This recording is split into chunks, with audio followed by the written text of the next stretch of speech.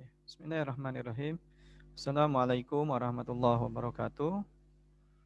Alhamdulillahirrabbilalamin. Allahumma sholli ala Muhammad wa ala ali Muhammad. Ketemu lagi dengan Bapak di channel YouTube SMA IT Bina Insani.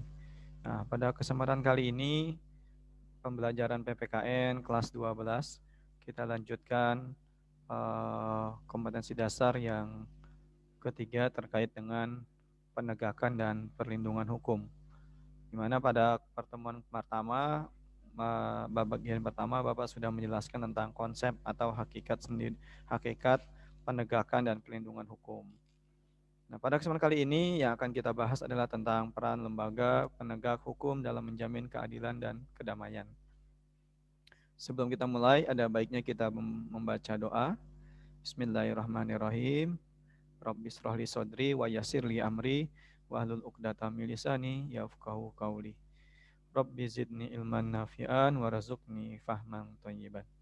Ya, anak-anakku yang dirahmati Allah Subhanahu wa taala, kalian bisa menyimak, bisa mengamati gambar yang ada dalam slide ini, yaitu terdapat beberapa lembaga penegak hukum ya untuk terwujudnya keadilan dan kedamaian. Ya, kita bisa melihat mungkin ini yang lagi viral ramai gitu ya. Remas Backbone ya, Bribda Ambarita gitu ya. Kemudian ada tokoh kejaksaan yang luar biasa, terkenal dengan kejujurannya, kesederhanaannya, yaitu Baharudin Lopa, dan tokoh advokat ya, tokoh pengacara yang viral, yang ramai ya di media sosial, yaitu Hotman Paris, dan ada lembaga kehakiman dan juga lembaga Komisi Pemberantasan Korupsi. Nah, kompetensi dasarnya Bapak mengingat kembali untuk materi ini terkait dengan kompetensi dasar yang ketiga, yaitu mengevaluasi praktek perlindungan dan penegakan hukum untuk menjamin keadilan dan kedamaian. Dan di akhir dalam bentuk keterampilan kalian bisa mendemonstrasikan hasil evaluasi praktek perlindungan dan penegakan hukum untuk menjamin keadilan dan kedamaian. Kalian dianggap lulus, dianggap tuntas kompetensi dasar ini ketika kalian dapat menjelaskan konsep perlindungan dan penegakan hukum, dan yang kedua menjelaskan pentingnya perlindungan dan penegakan hukum. Nah, ini peta konsepnya, materi yang akan kita bahas dalam kompetensi dasar ini, dalam bab ini, yaitu ada 3, hakikat perlindungan dan penegakan hukum. Ini kita sudah bahas pekan lalu ya. Yang saat ini kita akan bahas adalah tentang peran lembaga penegak hukum dalam menjamin keadilan dan kedamaian. Nanti pertemuan yang ketiganya, bagian ketiga dari video YouTube ini adalah dinamika pelanggaran hukum. Ya, anak-anakku yang dirahmati Allah Subhanahu wa taala, sebelum masuk materi, Bapak ingin mengaitkan bagaimana kaitan nilai-nilai Islam dalam hal ini pembelajaran kita dengan apa yang ada di dalam Al-Qur'an. Di mana di dalam surat Al-Maidah ayat 8 berbunyi ayatnya, auzubillahi minasyaitonirrajim, bismillahirrahmanirrahim. Ya ayyuhallazina amanu kunu qawwamina lillahi syuhada'a bil qist wa la yajrimannakum sana'unu qaumin ala an la ta'dilu i'dilu huwa aqrabu littaqwa wattaqullaha innallaha khabirum bima ta'malun. Yang artinya, wahai orang-orang yang beriman, jadilah kamu para penegak keadilan karena Allah ketika menjadi saksi dengan adil, dan janganlah kebencianmu terhadap suatu kaum mendorong kamu untuk berlaku tidak adil. Berlaku adillah, karena adil itu lebih dekat kepada takwa. Dan bertakwalah kepada Allah, sesungguhnya Allah Maha teliti terhadap apa yang kamu kerjakan. Dari ayat ini kita diingatkan ya, kelak misalkan ada yang berniat untuk kemudian berperan, berprofesi nanti menjadi entah menjadi bagian dari kepolisian, hakim, kejaksaan, ataupun sebagai seorang pengacara, dan bahkan mungkin nanti bertugas di KPK, tetap kalian harus berlaku adil, ya. Karena sesungguhnya Allah Maha teliti dan nanti akan ada balasannya. Jika hukum dunia tidak bisa berlaku adil, maka sesungguhnya hukum akhiratlah keadilan yang sebenarnya adalah dari Allah Subhanahu wa taala. Nah, dalam penegakan hukum, untuk terwujudnya keadilan dan kedamaian, maka kita perlu ingat ya materi sebelumnya, di mana untuk terciptanya kedamaian, keadilan, maka harus ada upaya-upaya agar kemudian pelanggaran hukum tidak terjadi lagi. Maka harus ditangani dengan baik. Misalkan yang pertama apa? Penegakan hukum sesuai dengan aturan yang berlaku. Maka ketika ada aturan, undang-undang, hukumnya yang ada, maka tegakkan hukum itu, gitu ya. Jangan kemudian karena misalkan ada tawaran duniawi, harta atau apapun jabatan, hukum tidak dapat ditegakkan. Yang kedua, aparat hukum harus memiliki keberanian untuk menegakkan hukum. Nah, artinya memiliki keberanian. Jangan hanya kemudian keberanian itu ditunjukkan ketika melakukan penindakan terhadap orang-orang kecil, gitu ya, masyarakat yang mungkin tidak memiliki kekuasaan ataupun kekuatan, gitu ya. Tapi aparat hukum harus berani menindak, memiliki keberanian menegakkan hukum terhadap mungkin pejabat, ya, mereka memiliki uang lebih, gitu ya, ataupun yang lain. Yang ketiga, hakim harus memberikan sanksi hukum yang memberikan efek jerak kepada siapa saja tanpa diskriminasi. Jadi tegakkan hukum seadil-adilnya sesuai dengan aturan, gitu ya, tanpa diskriminasi, gitu ya. Jangan kemudian seorang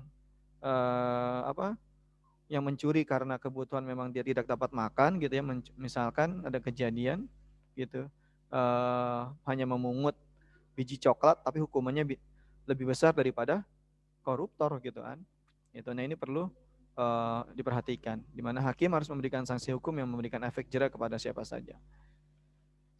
Keempat, sanksi yang diberikan sesuai dengan rasa keadilan. Jadi bukan hanya kemudian memperhatikan legalitas formal saja, tapi harus memenuhi rasa keadilan masyarakat itu sendiri.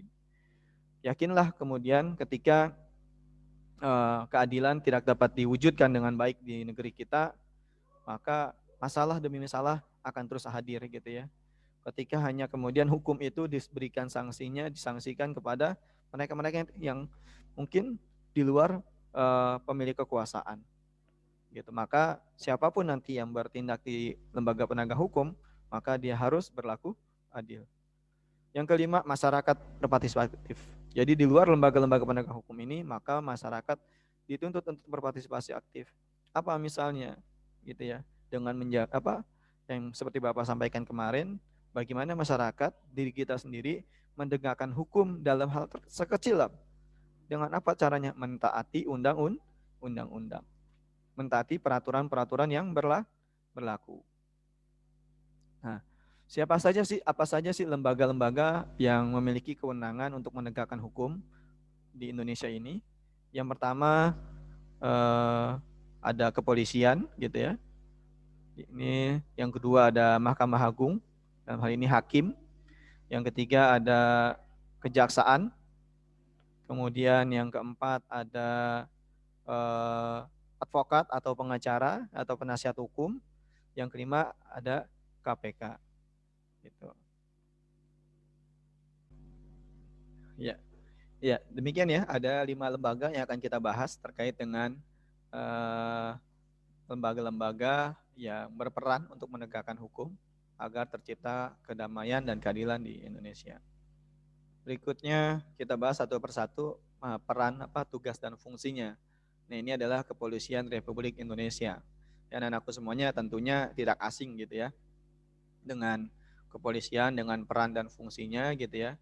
Apalagi di saat ini kepolisian kita disorot dengan ramainya demo Undang-Undang Cipta Kerja. Nah, di balik itu semuanya, kepolisian ini bagian dari faktor penting terciptanya keamanan di masyarakat kita, gitu ya. Makanya mungkin Bapak sekarang lagi demen mengikuti Renmes Backbone, gitu ya, berita Ambarita, gitu ya, luar biasa dengan ketegasannya, tapi beliau juga sosok polisi yang mengayomi, gitu ya, sosok polisi yang juga punya kelembutan, gitu ya. Jadi walaupun sangar, gitu ya, badannya besar dan tegas terhadap pelaku pelanggaran hukum, tapi beliau juga misalkan masyarakat tidak melanggar, ya mengayomi, gitu, dan bahkan sangat melindungi, gitu. Nah, anak-anakku semua, apa sih peran kepolisian? Nah, untuk Kepolisian Republik Indonesia sendiri itu tercantum di dalam Undang-Undang Dasar 1945 dalam pasal 30 ayat 4. Kepolisian Negara Republik Indonesia sebagai alat negara yang menjaga keamanan dan ketertiban masyarakat, yang bertugas untuk melindungi, mengayomi, melayani masyarakat serta menegakkan hukum. Ya. Nah, ini jadi kalau melihat dari Undang-Undang Dasar, bunyi di Undang-Undang Dasar ini jelas gitu ya. Kepolisian menjadi alat negara yang berfungsi menjaga keamanan dan ketertiban. Maka apa semboyannya? Kepolisian tahu ya? Mengayomi ya, melindungi dan mengayomi. Yang kedua, fungsi kepolisian. Apa sih fungsi kepolisian? Di dalam undang-undang tentang kepolisian di Undang-Undang Nomor 2 tahun 2002 itu sebutkan fungsi kepolisian adalah salah satu fungsi pemerintah negara di bidang pemelihara keamanan dan ketertiban masyarakat, penegak hukum, perlindungan, pengayoman dan pelayanan masyarakat. Apa saja tugas pokoknya? Tugas pokoknya di dalam ini yang di dalam Undang-Undang Nomor 2 di pasal 13-nya. Yang pertama adalah memelihara keamanan dan ketertiban masyarakat. Ya, makanya ada forum komunikasi polisi dan masyarakat FKPM gitu ya. Nah, jadi bagaimana kemudian polisi bersama masyarakat menjaga keamanan ketertiban. Yang kedua, menegakkan hukum ya. Dari kemudian yang diproses kemudian terbukti melakukan pelanggaran, maka polisi bisa membawanya ke pengadilan. Yang ketiga, memberikan perlindungan, pengayoman dan pelayanan kepada masyarakat. Nah, untuk penjabarannya bagaimana wewenangnya itu ada namanya di pasal 14 Undang-Undang Kepolisian. Itu ada ya. Silakan nanti ini bagian dari tugas kalian untuk menuliskan wewenang Kepolisian Republik Indonesia. Nah, yang kedua, lembaga berikutnya adalah hakim. Dalam hal ini, hakim yang ada di Indonesia berada di bawah lembaga namanya adalah Mahkamah Agung. Kekuasaan kehakiman diatur dalam Undang-Undang Dasar Negara Republik Indonesia tahun 1945 pasal 24 dan 24B. Diatur juga dalam Undang-Undang Nomor 48 tahun 2009, di mana tugas pokok kekuasaan kehakiman ialah menerima, memeriksa, dan mengadili serta menyelesaikan setiap perkara yang diajukan. Ya, jadi ketika polisi sudah melakukan penangkapan, kemudian diajukan ke polisi lewat kejaksaan, maka di pengadilan lah lewat hakim nanti yang memutuskan perkaranya, gitu ya, bersalah atau tidaknya. Nah, hakim adalah pejabat peradilan negara yang diberi wewenang oleh undang-undang untuk mengadili. Nah, yang berhak untuk kemudian benar atau salahnya dalam suatu hukum negara maka adalah hakim, gitu ya.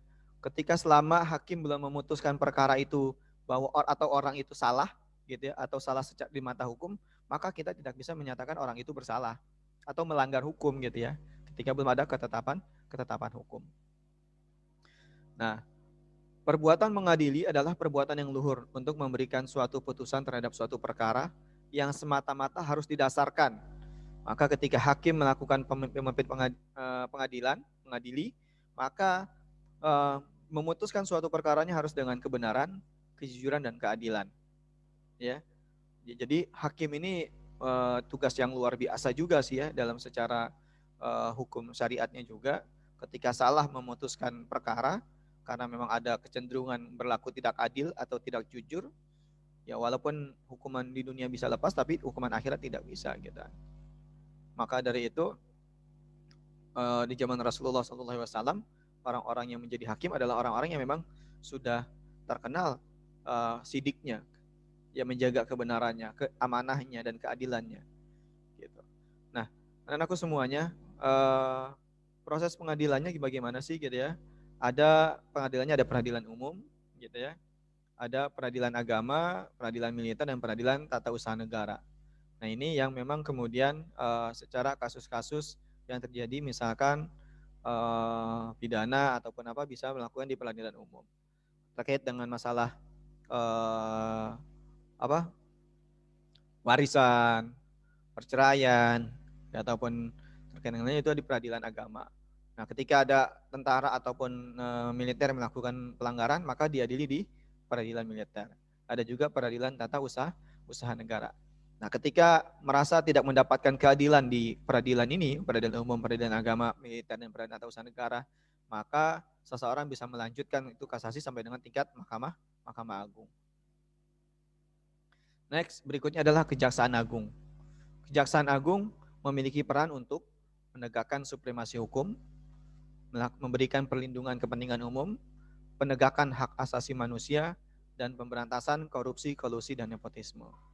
Nah, ini yang berbeda ketika ini tadi lompat berarti dari polisi, kemudian dibawa kejaksaan, baru kemudian diadili di oleh hakim, yaitu oleh pengadilan. Nah, Kejaksaan Agung inilah yang kemudian memiliki peran untuk menegakkan supremasi hukum, yang biasanya memberikan tuntutan gitu ya. Akan kalau dalam proses pengadilan itu ada pengacara, ada kejaksa, dan hakim. Nah, 3 peran dalam proses pengadilan ini gitu ya. Nah, di mana jaksa memberikan bukti-bukti delik-delik yang memang bisa memberatkan ketika memang dia bersalah, atau kemudian memberikan tuntutannya sesuai dengan aturan undang-undang yang berlaku, gitu ya. Dan untuk penasihat hukumnya, misalkan itu nanti ada peran yang lain lagi.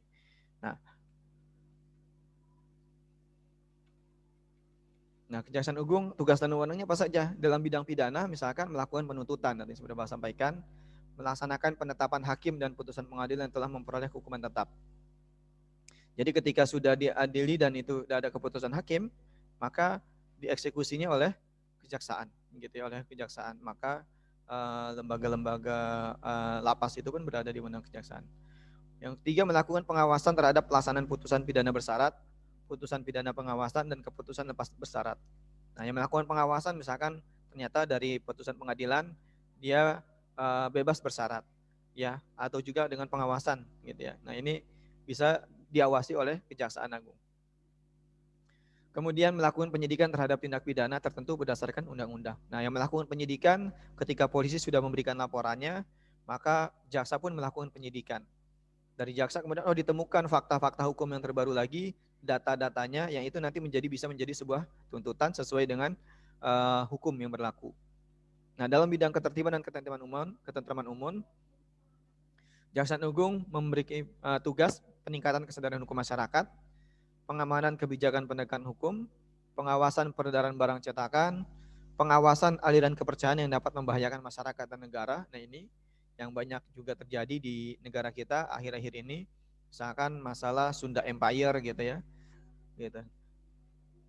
Nah, itu yang melakukan pengawasan ketika itu adalah ketika sudah bersalah adalah Kejaksaan Agung. Pencegahan penyalahgunaan dan atau penodaan agama. Nah, ini ya. Yang terakhir, melakukan penelitian dan pengembangan hukum serta statistik kriminal. Yang berikutnya adalah advokat, atau dikenali mungkin kadang-kadang sebagai seorang pengacara atau penasihat hukum. Di dalam Undang-Undang Republik Indonesia Nomor 18 Tahun 2003 tentang advokat, advokat adalah orang yang berprofesi memberi jasa hukum, baik di dalam maupun di luar pengadilan. Nah, jasa hukum yang diberikan berupa konsultasi hukum, bantuan hukum, menjalinkan kuasa, mewakili, membela, mendampingi, dan melakukan tindakan hukum. Ya, ini mungkin terkait misalkan melakukan tindakan hukum, misalkan untuk kemudian melakukan pelaporan gitu ya, kepolisian bisa dilakukan oleh lewat pengacara atau advokatnya. Nah, tugas advokat secara khusus adalah membuat dan mengajukan gugatan, jawaban, tangkisan, sangkalan, memberi pembuktian, mendesak segera disidangkan atau diputuskan perkara dan sebagainya. Ketika tadi jaksa memberikan tuntutannya, maka advokat ataupun pengacara ataupun penasihat hukum dia melakukan pembelaan. Ya, untuk apa tujuannya? Ya kalau memang dia bersalah gitu ya, sesuai dengan aturan berlakunya misalkan, tapi ada yang meringankan, itu bisa gitu. Nah, itulah pengacara yang dilakukan. Ataupun advokat juga bisa kemudian bisa saja membebaskan seseorang yang terdakwa gitu ya, ketika memang seperti itu tidak ada bukti yang menyebutkannya gitu ya. Gitu. Nah, terakhir adalah KPK, lembaga yang memang saat ini menjadi memiliki tugas sebagai pemberantasan korupsi di Indonesia gitu ya. Nah, ini lembaga KPK sendiri berdiri memang sejak zaman Megawati, namun tahun ini pun menjadi sorotan karena di bawah ada undang-undang yang dianggap melemahkan peran dan fungsi KPK itu sendiri. Apa saja tugas KPK? Yang pertama, melakukan penyelidikan, penyidikan, penuntutan terhadap tindak pidana korupsi. Jadi hanya tindak pidana korupsi, tidak yang lain-lainnya. Yang kedua, melakukan tindakan-tindakan pencegahan tindak pidana korupsi. Maka selain melakukan penuntutan, penyidikan, maka KPK berfungsi untuk mencegah agar pidana korupsi ini tidak terjadi lagi. Karena memang penyakit bangsa ini adalah korupsi gitu ya. Bayangkan saja mungkin ketika korupsi ini tidak dapat dihentikan, maka kalau kita melihat sejarah, VOC itu bisa bangkrut, bisa hilang karena korupsi yang dilakukan pegawainya. Jangan sampai kemudian negara kita hilang karena memang kasus korupsi yang tidak pernah selesai. Berikutnya wewenang. Apa saja sih wewenang KPK? Yang pertama adalah meminta informasi tentang kegiatan pemberantasan tindak pidana korupsi terhadap kepada instansi terkait gitu ya. Melaksanakan dengar pendapat atau pertemuan dengan instansi yang berwenang melakukan pemberantasan tindak korupsi. Jadi KPK bisa bekerja sama dengan kejaksaan, bisa bekerja sama dengan kepolisian. Nah, dasarnya adalah KPK dengan kepastian hukum, keterbukaan, akuntabilitas, kepentingan umum, dan proporsionalitas. Ya, ini sedikit penjelasan terkait dengan peran lembaga penegak hukum di Indonesia, di mana ada 5 tadi, kepolisian, kejaksaan agung, hakim, Mahkamah Agung dalam hal ini, advokat, dan KPK. Nah, anak-anakku semuanya, ini bagian kedua dari penjelasan hakikat perlindungan dan penegakan hukum. Ya, kita sudah mempelajari tentang hakikat itu sendiri, hakikat perlindungan hukum. Nah, apa kemudian bagaimana yang bisa menegakkan? Ini adalah lembaga-lembaganya. Bagian ketiga dari bab ini kita akan membahas tentang dinamika pelanggaran hukum yang terjadi di Indonesia. Oke, itu saja. Sampai ketemu pada pertemuan selanjutnya dalam penegakan hukum dan perlindungan hukum di Indonesia. Oke, assalamualaikum warahmatullahi wabarakatuh.